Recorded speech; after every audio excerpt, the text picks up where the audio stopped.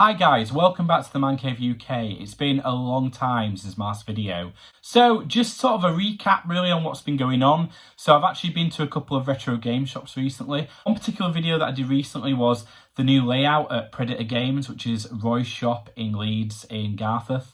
Their new layout that they've done sort of during the COVID lockdown is amazing. The whole shop is so much better and I think it's filled out quite nicely. So it was really cool to go back there.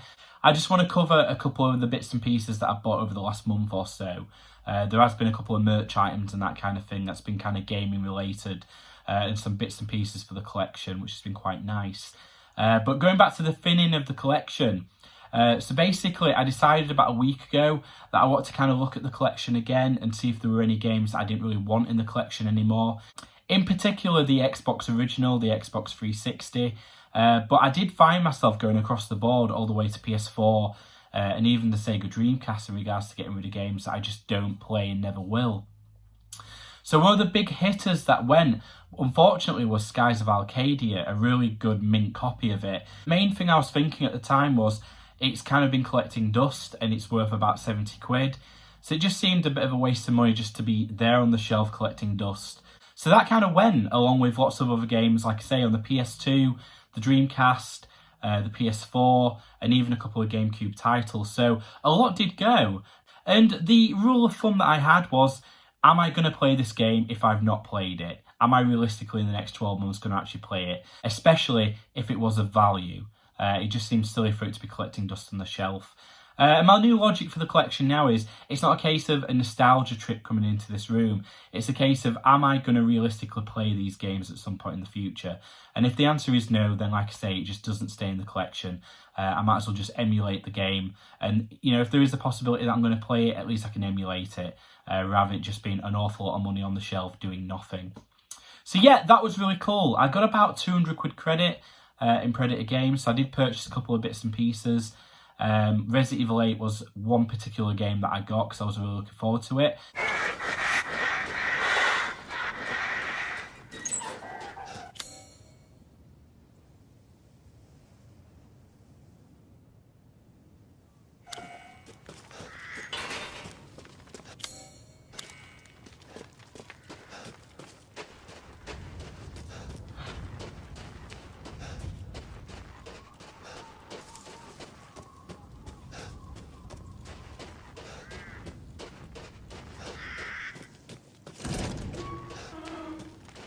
So Resident Evil 8 is the new sequel and the new game in the series of Resident Evil. It's the second game to go first person, so it's a first person shooter essentially slash horror. So it's got the survival horror element. I played about an hour of the game and from what I can see so far, it's sort of like a survival horror action version of number 7.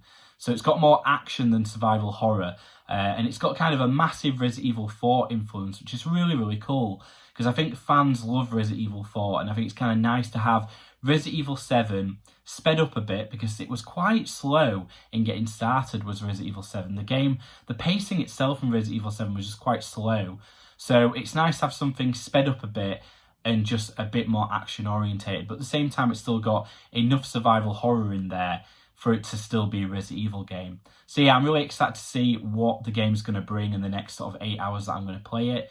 But so far, it just seems like it's just sped up, the pace is a lot quicker, and in general, it just seems a lot more action-orientated, which is absolutely fine with me, because Resident Evil 4 was sort of like more action-orientated, but it still worked.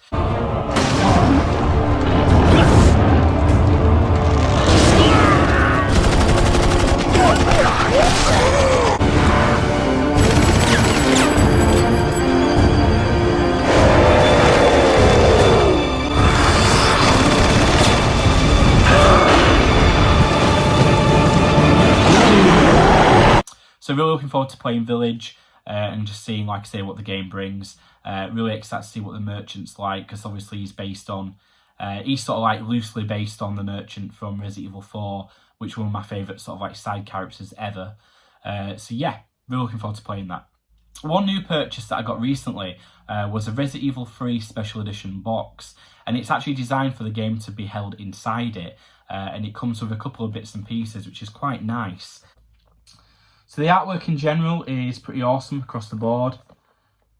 As you can see, it comes with the RPD badge, which is pretty cool. It's just a nice finish to my Resident Evil 3 remake game. I think it's pretty cool, as you'll agree. I think this only cost like 12 or 15 quid. It wasn't expensive. It's almost like a massive book, which is pretty cool. But I think it does finish the game off quite nicely for the collection. So yeah, I got that from Game. I got a PlayStation lamp, like a PlayStation lava lamp, which is pretty cool.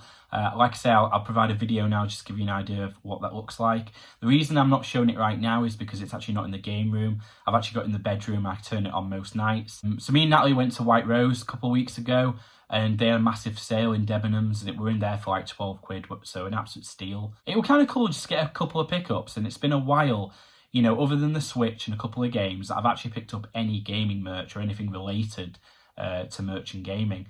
I did get a Last of Us Part 2 wallet, which I thought was pretty cool. It says there's a plushie, there's a liquor plushie, which I think is pretty awesome. I do love Resident Evil 2. It's my favourite game like ever. So to have a plushie from Resident Evil 2, I think is pretty awesome. I'm sure you'll agree. One of the most iconic sort of monsters from Resident Evil, the famous liquor, which is pretty cool.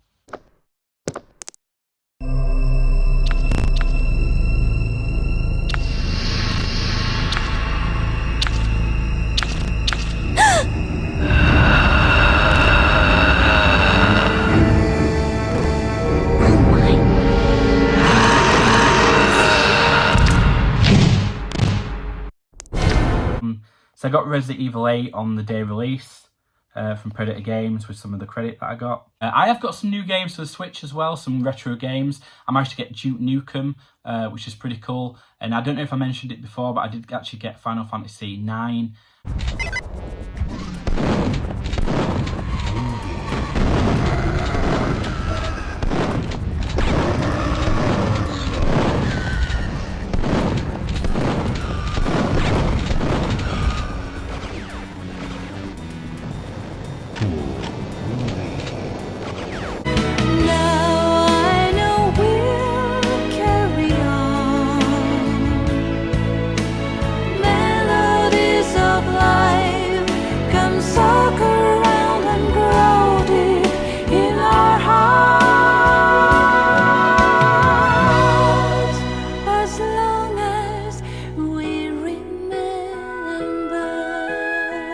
First time I've been on it in God knows how long. Yeah, after all that arguing. Using my Now TV. Ruben's going in for it. Ooh, and Natalie. Woo! And I've rescued a face.